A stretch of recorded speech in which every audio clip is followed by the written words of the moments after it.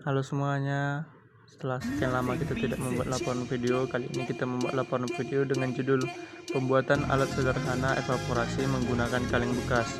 Saya sendiri Joshua Siaan dengan NIM 2502024, dosen pengampu Salmiati MPD PhD dan program studi agroteknologi, Institut Teknologi Perkebunan Pelalawan Indonesia. Nah, di sini kita masuk ke pendahuluan. Evaporasi. Apa sih evaporasi? Nah, evaporasi merupakan proses perubahan air dari fase cair menjadi uap akibat adanya energi panas, terutama dari radiasi matahari. Dalam bidang agroklimatologi, evaporasi menjadi salah satu parameter penting karena berkaitan dengan kehilangan air dari permukaan tanah dan tanaman yang dapat memengaruhi kebutuhan air serta produktivitas tanaman. Oleh karena itu, pengukuran evaporasi diperlukan untuk memahami keseimbangan air di suatu wilayah. Salah satu metode yang dapat digunakan adalah dengan membuat alat sederhana menggunakan bahan bekas seperti kaleng, yang berfungsi sebagai wadah penguapan air sehingga mudah diamati dan diukur. Penggunaan alat sederhana ini juga memberikan pemahaman praktis mengenai prinsip kerja evaporasi di lapangan. Evaporasi dipengaruhi oleh beberapa faktor utama seperti suhu udara, radiasi matahari, kelembaban, dan kecepatan angin yang saling berinteraksi dalam menunjukkan atau menentukan laju penguapan.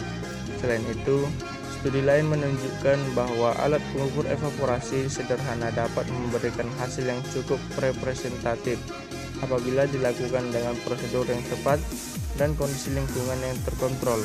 Menurut Allen 2022, evaporasi merupakan bagian penting dari siklus hidrologi yang dipengaruhi oleh suhu, kelembapan angin, dan radiasi matahari.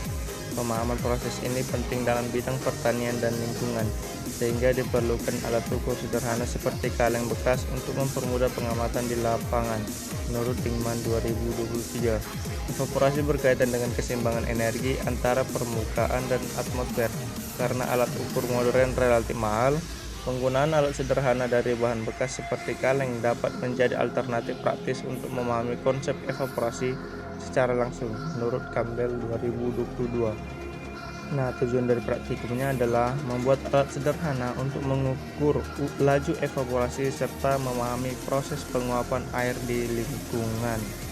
Alat dan bahan yang digunakan adalah penggaris, kaleng, dan air. Nah, masuk ke cara kerja. Pertama, siapkan 2 kaleng dengan ukuran yang sama. 2, isi air dengan volume yang sama. 3, ukur tinggi air awal setelah diisi air. 4, letakkan di tempat terbuka 1 dan di tempat tertutup 1, misalnya di dalam lab. 5, ukur kembali setelah 1 jam didiamkan. 6, catat perubahan yang terjadi. 7, amati selama 7 hari berturut-turut. Nah, berikut hasil data yang telah diterima. Pada pagi hari, penurunan air masih kecil karena suhu dan cahaya matahari belum maksimal, sehingga evaporasi masih rendah. Nah, pada siang hari, evaporasi sedikit meningkat karena suhu dan intensitas cahaya lebih tinggi, namun tergolong masih rendah. Hujan juga mempengaruhi hasil.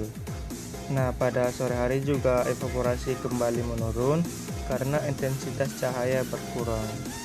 Berikut hasil dari pengamatan. Berdasarkan hasil pengamatan, laju evaporasi selama 7 hari tergolong sangat rendah. Hal ini terlibat dari perubahan tinggi air yang relatif kecil, baik pada wilayah terbuka maupun wilayah tertutup. Wadah terbuka menunjukkan penurunan air yang lebih besar dibandingkan wadah tertutup. Hal ini disebabkan karena air pada wadah terbuka langsung terkena sinar matahari dan udara, sehingga proses penguapan terjadi lebih cepat. Faktor lingkungan seperti suhu, intensitas cahaya, dan angin mempengaruhi laju evaporasi. Selain itu, kondisi hujan juga mempengaruhi hasil pengamatan karena dapat menambah volume air. Menurut Sari et al. 2026, evaporasi dipengaruhi oleh energi panas dan kondisi atmosfer. Ia juga menyatakan bahwa evaporasi meningkat seiring dengan meningkatnya suhu dan radiasi matahari. Kita masuk ke rangkuman. Menurut saya, praktikum ini membantu saya memahami proses evaporasi secara langsung, Saya juga mengetahui bahwa wadah terbuka mengalami penguapan lebih besar dibandingkan wadah tertutup. Oke teman-teman, sekian hasil laporan praktikum saya, semoga bermanfaat. Dan jangan lupa di like, komen-komen, dan subscribe ya teman-teman. Sekian dan terima kasih.